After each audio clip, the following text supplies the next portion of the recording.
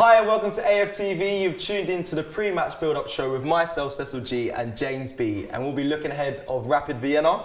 That's getting away today in Europa League, and we got a nice schedule today. A nice schedule. We've got. Is it? We're just looking back at all the negatives, yeah. I mean, no, but it's going to be fun because it's going to be therapeutic. and we're going to look at what went wrong versus Wolves. Okay, now I'm starting to think. This ain't going to be fun at all. We're going to evaluate every player and whether they're good enough for Arsenal. I'm actually really looking forward to that. Yeah, I think it'll be a lot of fun. I think there's going to be, keep getting your comments in because there's going to be a lot of discussion over that. Was boring better, guys? Was the 5 at the back versus the 4 at the back? I know it's 3 at the back, but 5 in defence better than the 4 at the back. We're going to analyse who in Arsenal squad fits for Arteta's system. So we're going to go through everyone in the team. And who's good enough? The glasses are off. Yeah, we're doing this is serious now. This is it. This is real serious. We're going to be, giving our opinions on the players. It's going to be very intense. So yeah, I'm looking forward to that one. Who should play today? And then we'll take comments as always. But yeah, let's get into the first topic. So, what went wrong at Wolves? Yeah, let's look at it. A lot. But let's go. A lot went wrong, and there's a lot to go into. So I'll try to keep it as brief as possible. But there's so much you could pick out here. I'll just say big up Al Carp as well. Thank you very much for your comments. Cecil and James, my guys, love from Sweden. Big love. And obviously we're on the stage tonight. I just want to say the lineup may come out during this show. We can only check that after the show. Europa League's quite erratic with their lineup announcements. Yeah, it comes out randomly, don't they? But the lineup shows after this, so do tune in. But look, right, let's go into it. So there are a few interesting things I sort of took from this lineup. First of all, you've got to allow a couple of things that I've got Rob Holding. This is very inconsistent. I've got Rob Holding instead of Louise. I'm not picking on either of them individually, so it didn't really matter. Holding played one half. You're not picking on them yet. Maybe later. That's a very good point. It doesn't matter for the point I'm going to make, but yeah, Holding, and then obviously Raul did start up front, so a little bit inconsistent, but just forgive me, I was in a rush trying to get all this done. What I really wanted to look at here, just go for the lineups alone. Wolves, for a long time, have been playing 3 at the back. They've experimented with the 4 more recently. They tend to play 3, and they come to the Emirates and they fancy themselves and they go for a 4. I mean, if that doesn't tell you that, you know what, teams are feeling brave coming to the Emirates now. You look at the way Grealish played against us. You look at the way Wolves, I wouldn't say they attacked us and played on the front foot, but they were still brave. They had an 11 that was capable of scoring goals, even though all season they've not been able to. Yeah. They absolutely fancy their chances. And when you look here, normally it's one of Adama, Podence or Neto starting. Nah, they just played all 3. Yeah. They just fancied themselves. Exactly, to and do they some lost. damage. They lost one of their key attacking players, and still, in my opinion, went for it. Okay, I wouldn't say they were completely on the front foot the whole way out, but no, but they left themselves enough to do something to us. Exactly. That's what it was that I thought was so incredible about kind of, if anything tells you how far we've fallen in terms of what teams think of when they come to the Emirates now, I just think it's Wolves, who are a traditionally defensive side. They're a good side, but a typically defence first side. They prioritise what they do at the back first. Agreed. But they were happy to come and play a front 4 that, let's be honest, and I don't mean to, I know a lot of this show is going to be me criticising our players, and I'm really sorry, but I think we've got to that stage now. We've got to be really real about this. Yeah. That 4 of Wolves is probably better than our 4. I think we've got to be honest and say it. In the attacking sense.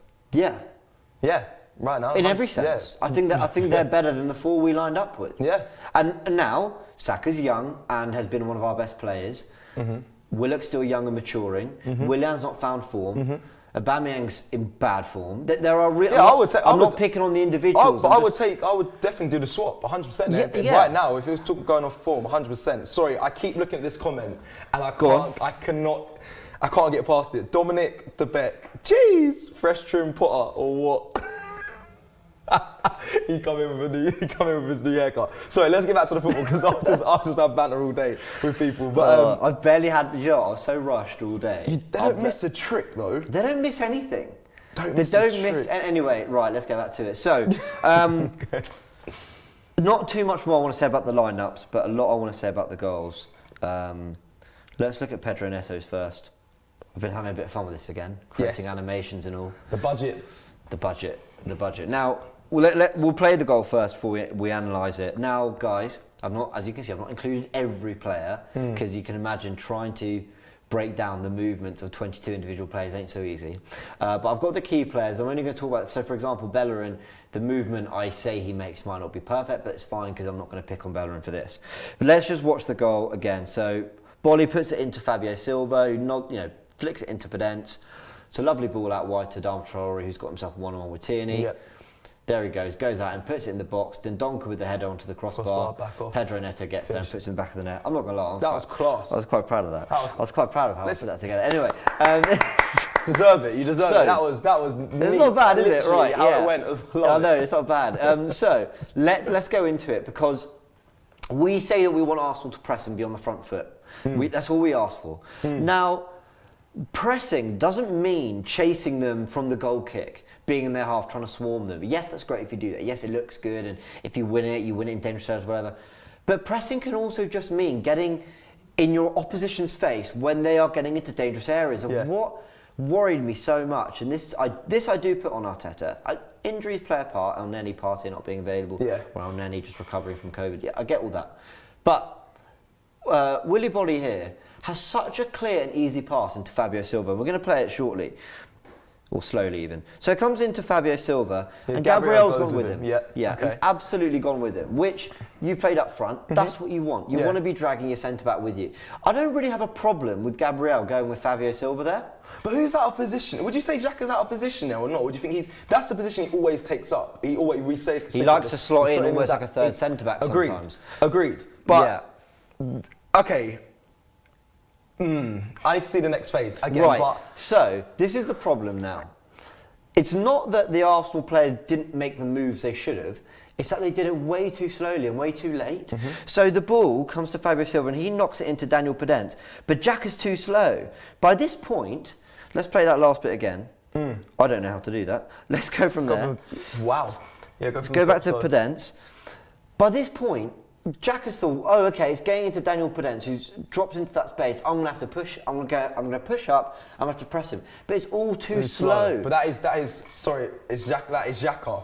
It is. But this is supposed to be his strongest. When I said it before in Switzerland, this is supposed to be his strongest role, the defensive mid and breaking things up. But like you said, he's just not dynamic enough. But carry on. And dynamism's the word. And look, from everything I've heard, Granit Xhaka's a lovely bloke and he cares about the club and he's well loved and respected in the changing room. I'm not attacking his character here, nor am I attacking his ability as a footballer.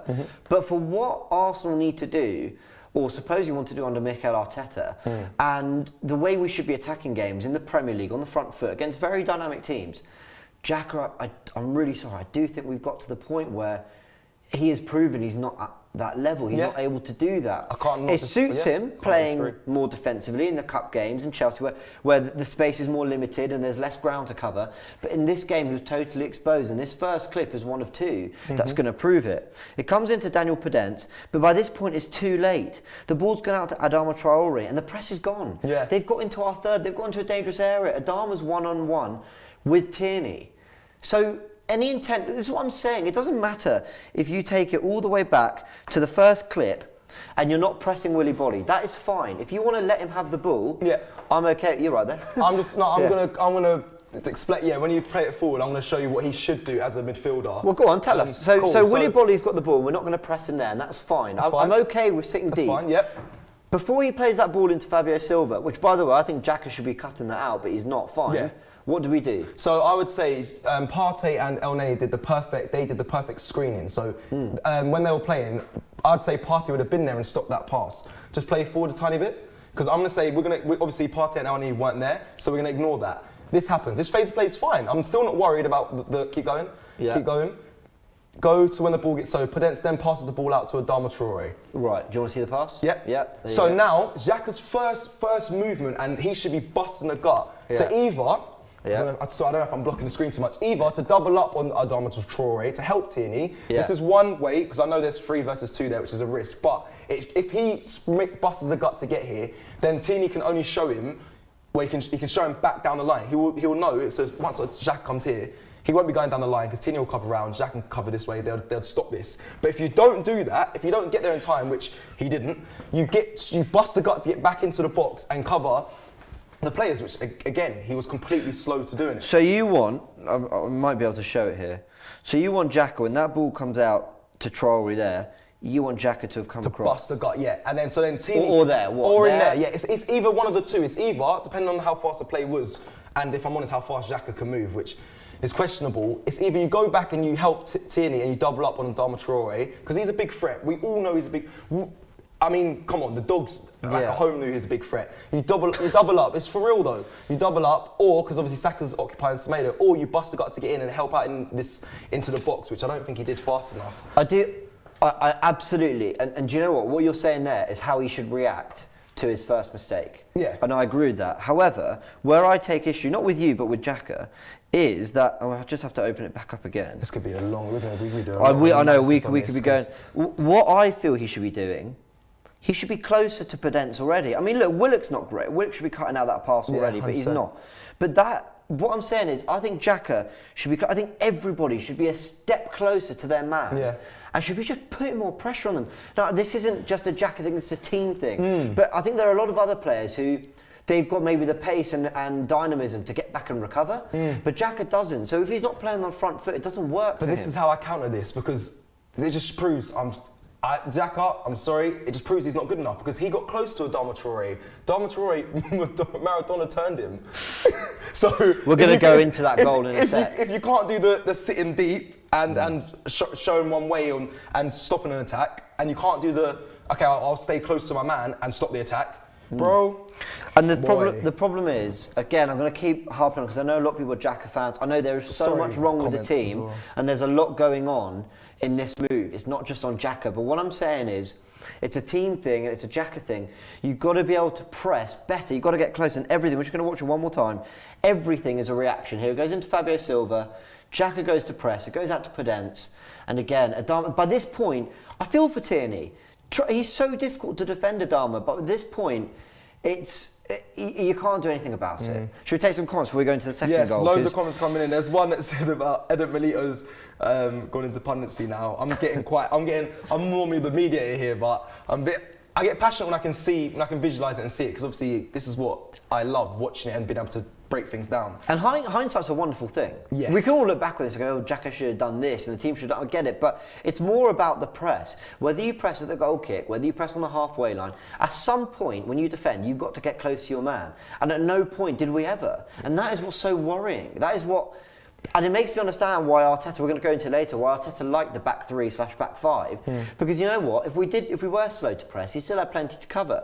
Do you want to take some comments before we go into this next goal? Says, fresh trim lads, thank you. There's a lot of fans that aren't Arsenal fans clearly here. Xhaka is fantastic, says Mikel Arteta. He is, every time he passes forward. Levent Chaos says, every time pass it forward, pass it backwards. That is very true. That's what I think Xhaka does a lot. This is not just an attack on Xhaka, obviously. There's plenty more people that are at fault for the performances currently. Armchair Expert FC, C-Law AFC says, bro, I played, so loud at. Is he calling us an armchair expert? Yeah, well, yeah. I mean, of course, but that's what reaction is. Yeah, we're right? fans. That's what we do. Obviously, I play, and listen. A kickball. Will Arsenal win the Europa League? Says CSKI 514. I mean, we hope so. We have to. I mean, yeah, we have to at this rate. At this rate, yeah, that's all we've got. Can I just say something about that armchair expert thing? Because I literally said 5 minutes ago, hindsight's a wonderful thing. We can all sit here and go, oh, you should have done that. But during the game, we were all calling for, where's the press? Where's the hustle? Why are we not? And again, even if you park the bus, you should still be closing spaces and closing down. And the problem was how bad we were at doing that, how much space we allowed Wolves, despite, and it's not like it came at a cost to some great attacking football. We didn't attack well either. So it was all a bit of a disaster. Anyway, I've got this second goal to go in a sec. Hemel Nanda says, where's James Glasses gone? Bring back Harry Potter. Yeah, there's just no glasses today. People love you. Listen, they're hot on the appearance, I'll tell you that. Where's the glasses is the real question. Wow, people are on this. Oh, leave me alone. James, where's that jumper from? Yeah, you got it from the Arsenal store. I mean, yes, haircut, no glasses and a jumper. I mean, yeah, that's me right now. Okay, cool. So, should we get into it? Let's get into it, yeah. The second goal wasn't much better. In fact, it was probably worse. Because at least the first one came from some quality from Traore and, a bad press. This came from just bad in-game management. Yep. Xhaka, Tierney, one of you bring Adama down. We know what you can do, and we didn't. So let's break it down. Let's watch the whole goal first. Again, I've not been able to include everyone. Adama, he swivels. That's the best I could do to show how easily he swiveled Xhaka. Good enough. Neto gets the ball and takes it a long way without any pressure. He goes a long way, has the strike at Leno. Little flick from Podence. Quite like the way I did that. That was class. That was all right, wasn't it? Not that I'm enjoying it, but I mean, we've got to accept it was a good bit of skill. Let's go all the way back. Right. So the pass comes into Adama Traore. That's fine. Liam says bad game, a lot needed fixing, and I 100% agree. But carry on. We're breaking it down. Everything did. So this first pass into Adama Traore, I've not got a problem with Tierney there. I think that's okay. Like, yeah. I think it's good to be on the front foot pressing. He is the winger. He's the left back. That's fine. I don't really mind. I think there's a big gap between the defence and the midfield there. Again, this is rough drawings. I appreciate, it might not look that bad in reality or whatever. But where I know there's a big gap is in this bit here. So firstly, I mean, Tierney and Xhaka just get absolutely spun by Traore there. I mean, mainly Xhaka. Because at one point, Xhaka comes over to help and Tierney leaves him to him. And neither of them deal with it whatsoever. Adama gets away, Adama Traore. But Neto's moved inside and there is no pressure on him. Bellerin, fair enough, hasn't come across. There's Podence to worry about. Holding, Gabriel, no one's cutting out the pass. Ceballos hasn't covered. It's just all a complete mess.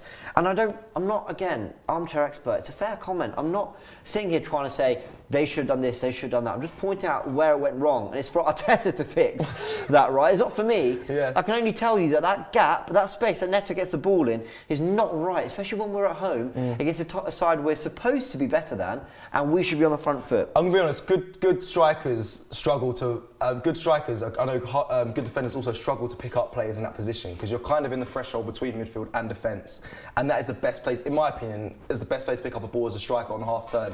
In there, it's difficult, and I know midfielders and defenders get confused whether to pick them up. But you're right, that is for Arteta to sort out. And I also agree, I also think that when El Neni and Partey played that role, they dealt with it fine. Yeah. So, I mean, again, it goes down to the... I agree. Disclaimer, by the way. I know it was Louise and not Holding. I completely appreciate that. I just, ignore that. But I'm not picking on Holding for this, so it doesn't really matter. I'm more trying to show the movement of the Wolves goal. So, Neto gets the ball there, and he takes it a really, really long way without any pressure on him. I just said I wasn't going to have a go at Holding / Louise, the centre-back. In fairness, maybe there should have been more pressure there. But I understand why they're stepping back. And to be fair, they actually, in some ways, allowed the best outcome. You know when you're playing football and they say, let them hit it from there. Let them have a go. See what they can do. And in fairness, Neto shouldn't have really caused much problem from his shot from there. So I actually don't really have too much of a problem with what they did there. I'm no expert. I'm just saying from watching a lot of football, seeing a lot of goals, I didn't have too much of a problem. But it's then the reaction after. Podence takes it past Gabriel and puts it in the back of the net. But it's bad. It's bad. But it all comes back to this bit here. If I can just draw it out, if it will let me. Cool. Not defending this area of the pitch properly. Yeah. And then secondary to that, it's doing yellow, then not defending this area of the pitch properly. I mean, we didn't press right, and then when they did beat the press, we had nothing behind it. It was like an initial, let's try win the ball, but they beat it, and then there's nothing there. There's no centre-back sweeping up, there's no holding midfielder there to cover. It's all a bit of a disaster. I'm not picking so much on Xhaka. What Xhaka did wrong was that Adama Traore beat him so brilliantly, but I think I'd be hypocritical to say... It's hard though, a bit of skill, it is hard. It is hard. It is hard. It is hard. Traore's a good player. Yeah. Like, it's not some mug who's got around him, he's a really good player. Yeah. But we do make every player look really good. And I'll forgive him because Traore is very good, but I mean, this whole thing, from start to finish, it's just too easy. The space they got themselves into, Willian again might have been there getting back to cover, it doesn't really matter, gets the shot away, Leno's forced to make the save and Podence with a lovely bit of skill. Yeah. It was just too easy, and I know it's such a cliche, it was too easy, it was weak, it was all this, but it all comes from not having a good press. It all comes from not winning the ball in the areas where you could have, and suffocating in the areas where they make that killer pass. Podence was the killer pass to Traore, and Adama Traore to Neto was the killer pass in that situation. Right. But we didn't deal with either. We didn't, and this is starting to pain me now. Thank God they only scored 2, because if we had to break down more, it'd be too much. I wouldn't do it. I'd just pick the best 2. Yeah, honestly, and to be fair, great analysis, James, for that as well. I appreciate it. Thank you so much for taking time coming in on that. To break that down. And yeah, give your point of view. And yeah, it was great analysis. Thank you. We're going to move on to, was boring better? Is now the time? Yeah, I think it has to be. Was boring better? Guys, and people in the comments, please let us know. And when we mean by boring, we mean 3 at the back over 4 at the back. Now, 3 at the back inevitably means 5 at the back, okay? So was it better when we played that formation? We played it with the likes of Man United. Very defensive, very boring. Yes, we grounded out some results, not all the time it played in our favour, but yeah, is it better than playing what we play 4 at the back and we go a bit more attacking? Yeah. Now, I can give my massive opinion on this. Go on. I love attacking football, I love fast football. I'm a fast football player. I like to enjoy watching it move around and stuff, and I'm bored of watching Arsenal at the moment. However, for the team that Arteta has at the moment, and for us to get results and trying to climb up the table, I think we need to play 3 at the back. The boring football it is, and it's really sad because I feel like Arteta needs his players, and he talks about in the press conference, he needs his players to play the way he wants them to, and he hasn't got the players right now to do that. So, I've on the spot put a little animation together. So this is what we look as a defensive shape. It's pretty solid. Maitland-Niles is a good one-to-one defender. Yep. Kieran Tierney covers that space well. Gabriel, very dominant, a great central centre-back to have. Yep. And then when we have the ball, so we're defending, say this is against Spurs. Actually, when did it work? In the cup games. When we win the ball, it shifts and it starts to look something more like that. You've got your back 4. Yeah. And in fairness, in possession, we do have a back 4. Lacazette's dropping in to try win the ball. Willian and Aubameyang, in fairness, are probably much higher than that to there. And then you've got Partey and any Maitland-Niles will come more central. And that's exactly how it works. Lacazette drops in. Yep, that is 100%. 100%. But I think the question is, was this, as much as we were calling for a back 4, we were calling for Arteta to be more expansive. Yep. Was this better than what we're seeing now? Because he always said, or he always implied at least, that, and when you hear the murmurs or whatever, that he never committed to a real 4 at the back. He did when going forward in attack, but he never really committed to it because he didn't believe that we had the players to do it. He said that very recently in an interview. Who's speaking about Arteta said we didn't have the players to play the 4-3-3 he wants. Yep. He said you need real specificity in that position. And I think he gets that from being under Pep, because I actually genuinely believe. Yeah, of course he does. I know it sounds it's an easy way out to say he just wants to be the next Pep and he's basically a B-Tech Pep. But I actually think he watched how Man City set up and he wants to emulate it, but to his own team, in the sense of they need to be fast, dynamic, press hard and attack fast. We definitely right now don't have the players for that, and we'll get in when we go to analysing Arteta's squad. I will give you the full analysis and my opinion on that, because we haven't got the players for it. That's better. I fixed it. Yeah. I completely agree with you. And so what you're having to do is he doesn't have the creative midfielder he wants, so he's telling Lacazette to drop in. And Aubameyang or Willian, because we're not creating chances down the middle, he wants them, or at least Aubameyang, in wider areas.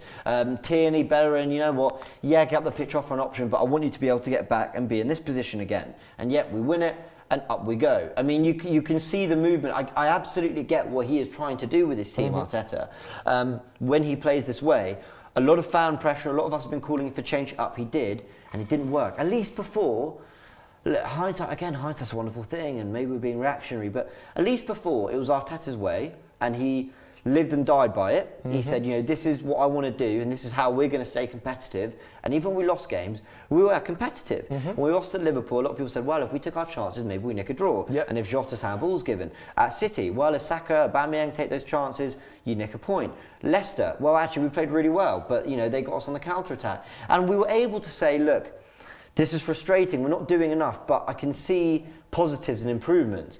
Since we moved away from that and we tried to be more expansive, we've been terrible. We've been really, really bad, going forward and at the back. Yep. And I think Arteta maybe has had a few games I'm not saying this is what he wants, he obviously wants results, but I wouldn't be surprised if he had a few games of going, told you so. Yeah. I told you. You said you wanted this, I gave you this. He gave the fans what they wanted. Aubameyang down the middle, playing forward at back, more expansive football, like you just said. We got it. We got what we asked for. I mean, I predicted the whole lineup. I was very proud of that. I was like, yep, this is going to be it. Yep. Terrible. We were more competitive like this. Yeah. We really were Yeah. in games. And you know what, if we nicked a goal, maybe we'd be all right. But like we did at Old Trafford, we played well, we had our system, we were quite resolute, we nicked a goal.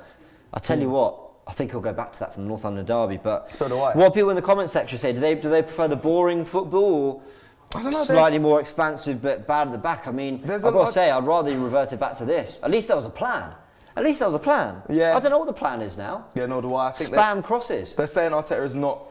We got a super chat as well saying Arteta is not Pep, and we never said that. We just say he probably watched him. He said Arteta was Pep's cone assistant. People are saying.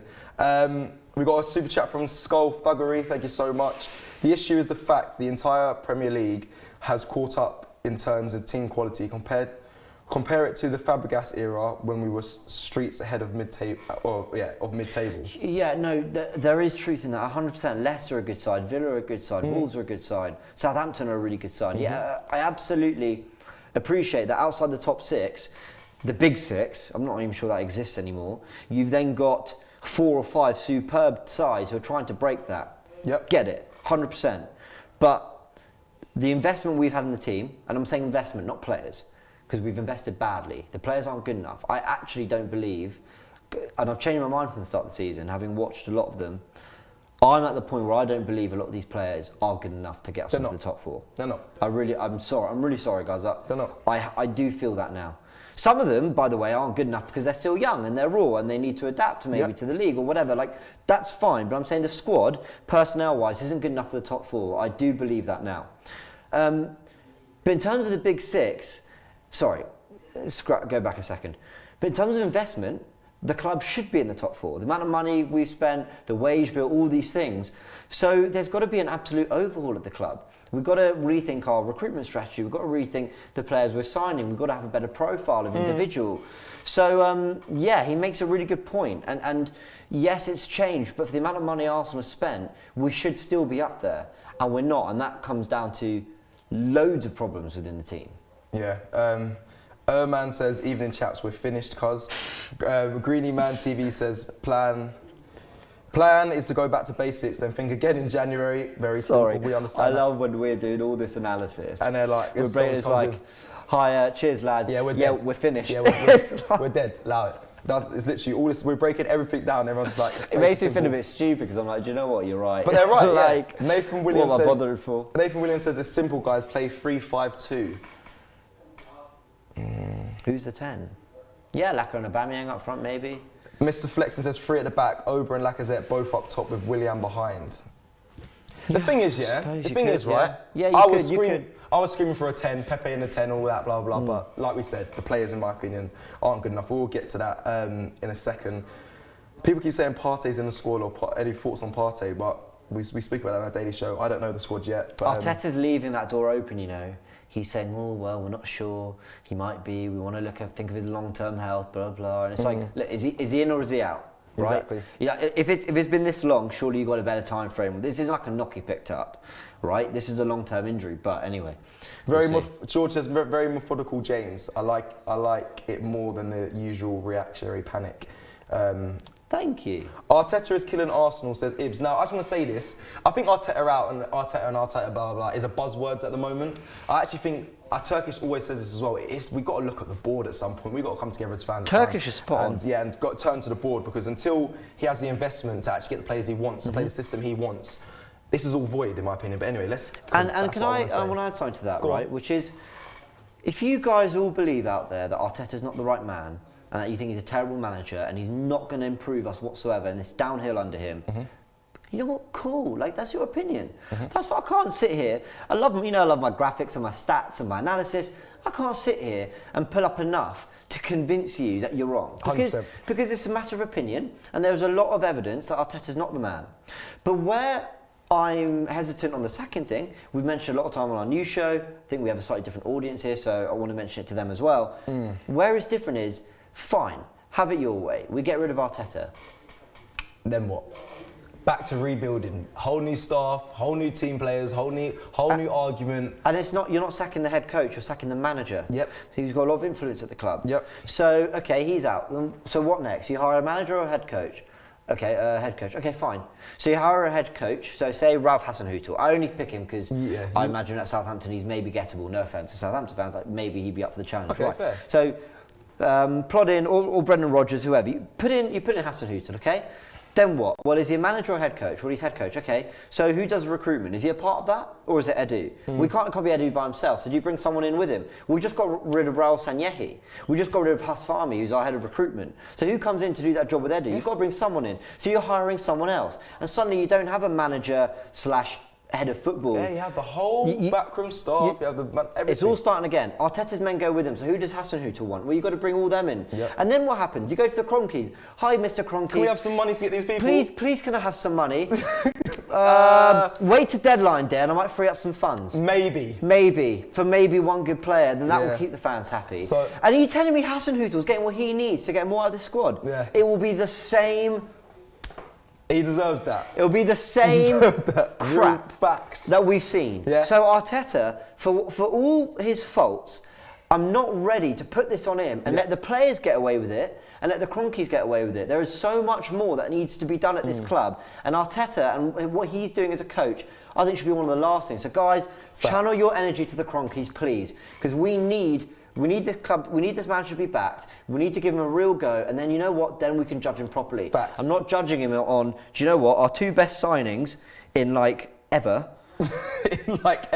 Gabriel and Partey. James is really passionate. This get trimmed It's more true. often. You need to get trimmed. Yeah. I need this energy. I'm not going to judge him when he's brought probably the two best signings of the last decade for us, or maybe Alexis Sanchez is up there and Ozil, and say that he's not the right man. Give him more of his men and let's see what we can do. I've said my bit. I've said my bit on it. Bahati says, nah, you man are doing a sick job still. Big up. Thank you. Appreciate that. Straight facts, George says as well. Listen, right, let's move on because I don't know, we might be running over time, but James, you deserve that respect for all that was proper. Everything, it's all coming. It's all building up. Everything that we've been speaking about off camera.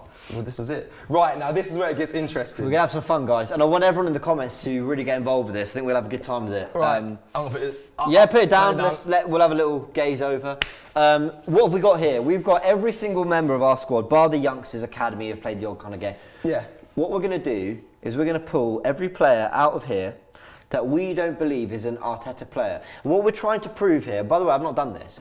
We're doing this on the spot. Yeah. What we're going to basically try and prove is who here fits what we would consider, what we think is the Arteta philosophy. When he talks about playing 4-3-3, he talks about playing on the front foot, playing expansive football. Who here in the squad fits that? Is basically what we're going to do. So we're doing what? For Arteta's style, what we believe Arteta wants and what he needs for to make his process basically. And no one come here with your tapas Pulis and he's ultra defensive. None of that. I'll tell you why. Because he's on record for saying that he wants to play a 4-3-3. Yep. It's well documented that he wants to play expansive, high press. The reason he's defensive is because he doesn't believe he's got the players to do it. And quite frankly, can we blame him when we look at some of the individual performances we've had? So let's get into it. Let's start with the goalkeepers. This is going to get touchy. Right. And Cecil's broken his mic. So let's, if we can just have a confirmation that the mic's still all right. Can we just check? I think Apologies it is. For that was my bad. I'm sure the comment section will tell us. They will. Listen, comments as well. People in the comments. I need you guys. We're going to go through this together. Okay. So we'll start with the goalkeepers. Yeah, let's go into it. I don't think there's a lot we can say about it. Let's go into it. I mean, Matt Macy. I think there's contract issues there. I'm not sure. I think he might be off at the end of the season. I'm not 100% sure, but I think we can leave the three. No need to be slandering the goalkeepers right now. Ronison, by the way, is very much, when we signed him, was considered that type of goalkeeper who's good with his feet. So, I think in terms of the first two anyway, I think Arteta will be happy with what he's got. Okay, so we're going to do this, like I said, we're going to do this together. I haven't seen enough of Macy in my opinion, so he can stay. Ronison, he can stay. This is going to get, no, because this is going to be very controversial. Ronison, yeah, I still haven't seen enough. He's been erratic at times, but he hasn't been bad enough to say he's not going to fit the plan. Distribution's all right there, so I keep him. Leno, Ronison wrong. Leno obviously is our number one. I just feel he needs to work on releasing it earlier and quicker. Don't get me wrong, I'm not going to take him out. Yeah. But for the style of play Arteta wants, he needs to be faster. Yeah, 100%. I agree. All right, so we're happy with the goalkeeper. Let's go to right back. Bellerin, Cedric, Maitland-Niles. Right, here we go. This is going to be peak. It is going to be peak. I feel really bad, but I think we've got to do it. Yeah, for real. We have to do it. Bellerin, that's not even, I'm not saying not for me. So Arteta, he creates chances, but he's just not consistent enough. He's not good enough. This is going to be so, no, in Arteta's opinion, let's just... By the way, I'm going genuinely, at the end of his 3, 4, 5 year project, who's going to survive? Yeah, who survives? Yeah, you hear that? That's what we're doing, right? This isn't who's good enough now, who can do a job. We're talking he wants to win the Champions League. He said to Willian, he wants to win the Champions League in 3 years. We've got to be in it to win it. And he wants to get Arsenal back to where he believes they belong. So where that is, none of them.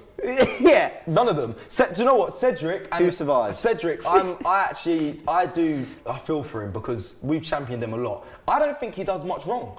He hasn't done much wrong. Okay, he hasn't had the opportunity to prove himself in the Premier League or anything, but he's never been, I've watched him, he's never been bad, he's never been great, but I think people just, I don't know, do they scapegoat him? They just say, oh, he's not good enough because Arteta doesn't put him in the first team in the Premier League, but I haven't seen anything bad for me to say that. So it's unfair me saying he won't be there in the end of the 5 year plan, but out of everyone there, you're going to think I'm mad. I want to keep Cedric. I think Cedric survives this. Yeah, same. I do. We might need to be a bit quicker than we are, by the way. But okay, we've got to move. Yeah, I personally, at the end of that 3, 4, 5 year period, I don't think Bellerin survives. Nope. Do you? Right. I don't think Bellerin makes it. This is fun. Maitland-Niles, I actually think does.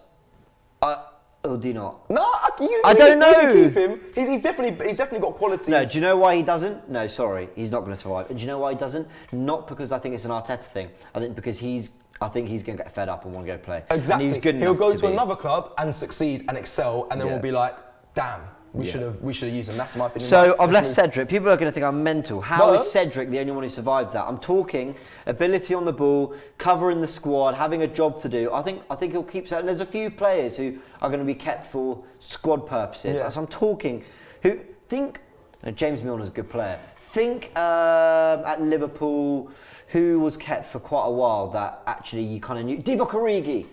Divock Origi is never going to be a first teamer for Klopp, but he knew he had a job to do because he could press in the way he wanted. He could do the instructions. That was a great shout. So yeah, keep that into. That was a good shout. Thank you. Let's keep that in our mind when we're doing this. And we should do this again. Just later on down. Yeah. Towards the do it every week. No. see who makes the cut. All right, let's go into the centre backs. I think we can be blunt. Luiz. Gabriel. Ooh, who are we getting rid of? Who are we getting rid of? I think, okay, Luiz isn't there in 5 years. 3, 4, 5 years. So let's go with 3 years. Josh in the background going, he's gone. Yeah, Luiz is gone. Mustafi's definitely gone. Mustafi's gone, and Socrates is gone. Oh, where is he? Linked with Juve. All right, so then we're left with Saliba, Chambers, Holding, Gabriel, Mari. Holding's gone for me, sorry. I agree. I think Holding's not there in 3, 4, 5 years. Sorry, keep going. Yeah. So that leaves you with Saliba, Chambers, Gabriel, Mari. Now, personally, I can see them being in 3 years. Only Gabriel and Mari will be left. Is that what people are saying? Luiz should have been kept for his ball distribution. Well, in 3 years' time, though, he'll be 36. Yeah, fair. There you go. Sorry, Franco, that's your answer, and he's right. No. Luiz has been good this season. I've really championed him, but he is. But I don't think he's there in 3 years personally. Well, in fact, I know he's not. Yeah. We all know he's not.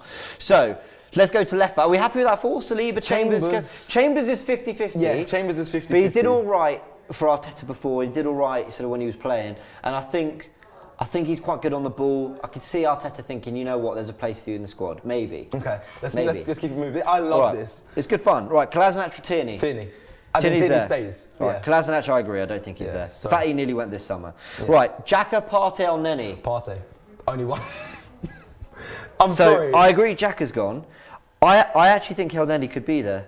I know that sounds mad, but I think El Neni's dynamic. I think he can play as that defensive midfielder for cover. I think he's looked good when he's played this season.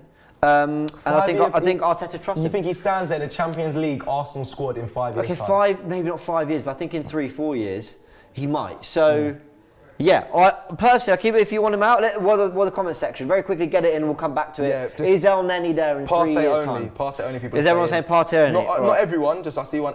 El Neni defo a squad player. Yeah, fine. I'll keep that. One's enough.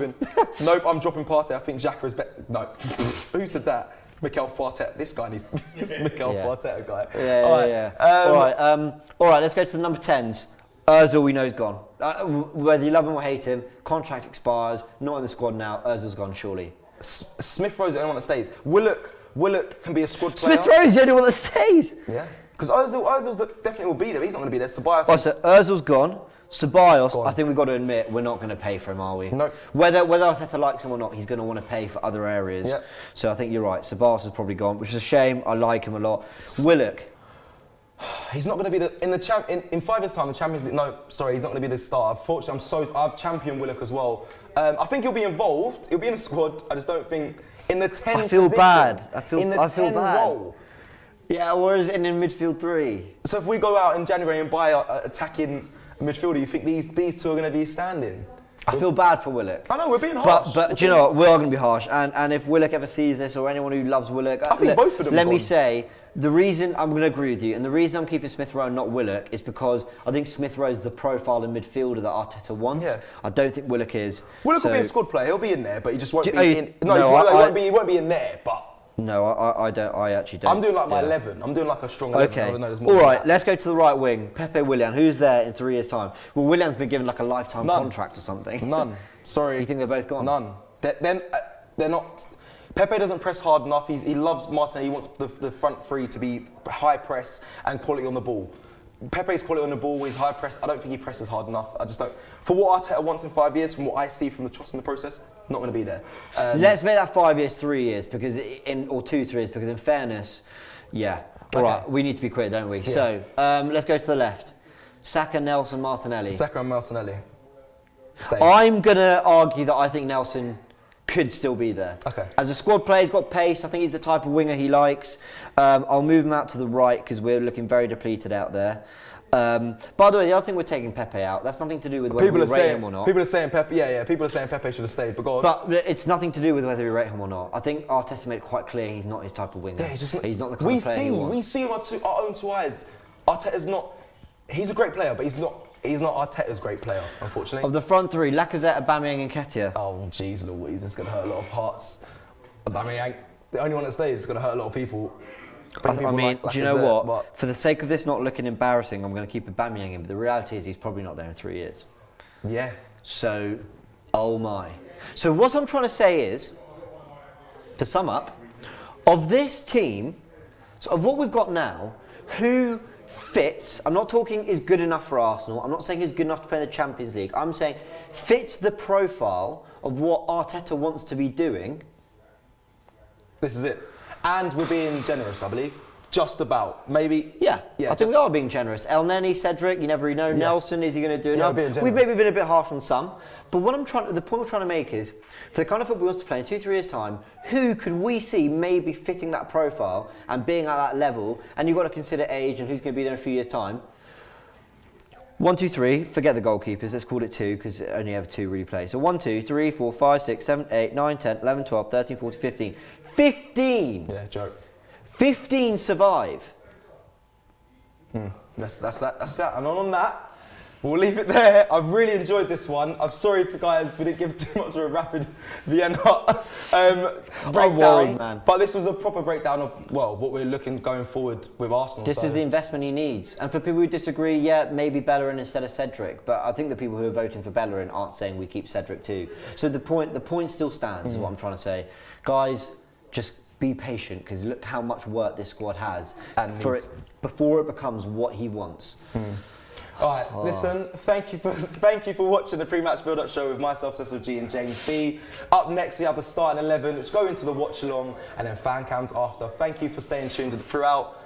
We really appreciate you. Take care. Goodbye.